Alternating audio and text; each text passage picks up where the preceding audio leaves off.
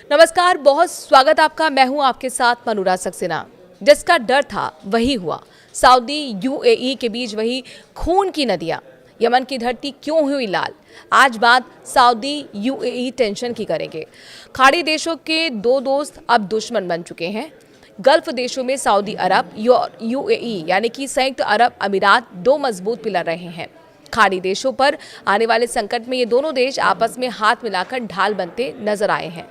पर अब इस दोस्ती को नजर लग गई है। जी हाँ, यमन की धरती एक बार फिर खून से लाल हो गई है। जो डर सालों से मन में था वही अब हकीकत बन चुका है। सऊदी अरब और संयुक्त अरब अमीरात जैसे दो बड़े गल्फ देश जो कभी यमन में साथ मिलकर लड़ते थे, अब आपस में ही भिड़ गए हैं। वो दोनों एक दूसरे के खून के प्यासे हो चुके हैं।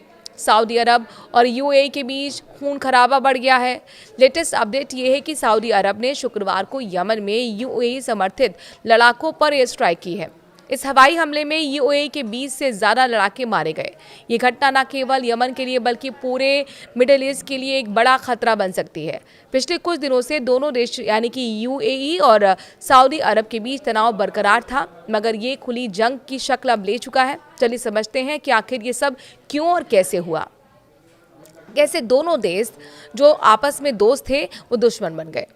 सबसे पहले यमन के हालात को समझना जरूरी है। यमन मिडिल ईस्ट का एक गरीब देश है। यमन में साल 2015 से गृह युद्ध चल रहा है। यहाँ हूती विद्रोहियों ने सरकार के खिलाफ बगावत की थी। ये हूती विद्रोही वही हैं जो ईरान के समर्थन से लड़ते हैं। यमन में ईरान के दखल को देखते हुए सऊदी अरब ने और यूएई ने मिलकर एक गठबंधन बनाया था।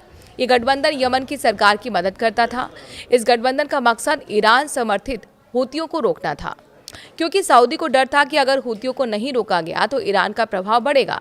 यही कारण है कि दोनों देशों ने मिलकर हवाई हमले किए, सैनिक भेजे और यमन के दक्षिणी हिस्से को नियंत्रित किया। यमन में काफ़ी समय से दोनों देशों की सेना साथ में थी, मगर समय के साथ चीज़ें बदलने लगी। उनके बीच मतभेद उभरने लगे, दोनों की प्रायोरिटी बदलने लगी।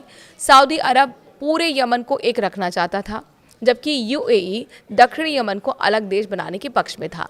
लिहाजा यूएई ने साउदर्न ट्रांजिशनल काउंसिल नाम के एक ग्रुप को समर्थन दिया जो दक्षिणी यमन की आज़ादी चाहता है। एसटीसी यानी कि संगठन की जो हम बात कर रहे हैं, इसके लड़ाके यूएई से हथियार और ट्रेनिंग लेते हैं।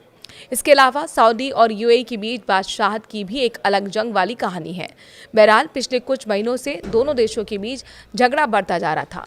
सऊदी अरब को लगता था कि यूएई यमन में अपनी अलग सत्ता कायम करने की कोशिश कर रहा है, खासकर हद्रामौत प्रांत में।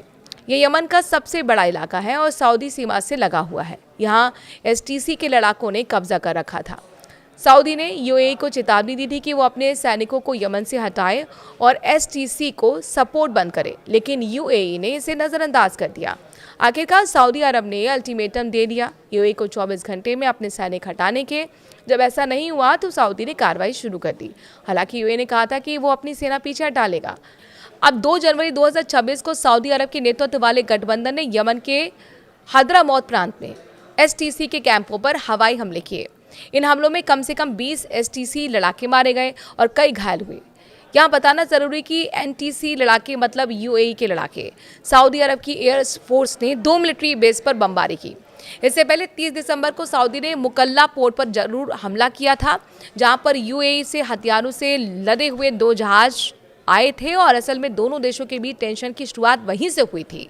तब सऊदी ने दावा किया कि ये जहाज एसटीसी को हथियार दे रहे थे, जो गठबंधन के नियमों के खिलाफ है। इन हमलों में एसटीसी के कई वाहन और कैंप तबाह हो गए। यूएई समर्थित एसटीसी ने इसे युद्ध की घोषणा बताया, कहा कि वो सऊदी समर्थित फोर्सेस से लड़ेंगे। एसटीसी ने आरोप लगाया कि सऊदी मुस्लिम ब्रदरहुड, अल-कायदा और हूतियों के साथ मिलकर हमला कर रहा है। आप पॉइंट्स में जानिए कि यमन में अभी क्या हुआ।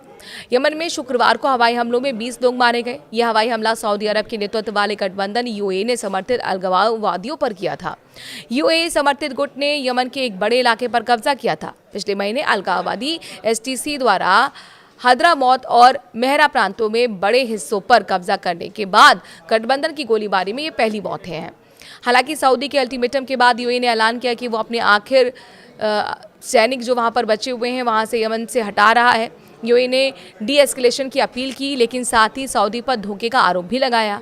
यूएई ने कहा कि सऊदी ने शांतिपूर्ण ऑपरेशन का दावा करके हमला किया, जबकि ये धोखा था। इससे पहले यमन की प्रेसिडेंशियल काउंसिल ने यूएई के साथ ज्वाइंट डिफेंस ट्रीटी रद्द कर दी थी। अब सवाल ये है कि क्या टेंशन और बढ़ेगी? सऊदी और यूएई दोनों ही तेल के बड़े उत्पादक हैं और उनके बीच झगड़ा पूरे क्षेत्र की स्थिरता को प्रभावित कर सकता है। हूती दोनों देशों के बीच दुश्मनी का फायदा उठा सकते हैं, रेड सी के किनारे पर कब्जा बढ़ा सकते हैं और इससे तेल की कीमतों में उछाल आ सकता है। बहरहाल ये घटना सिर्फ यमन तक सीमित नहीं है।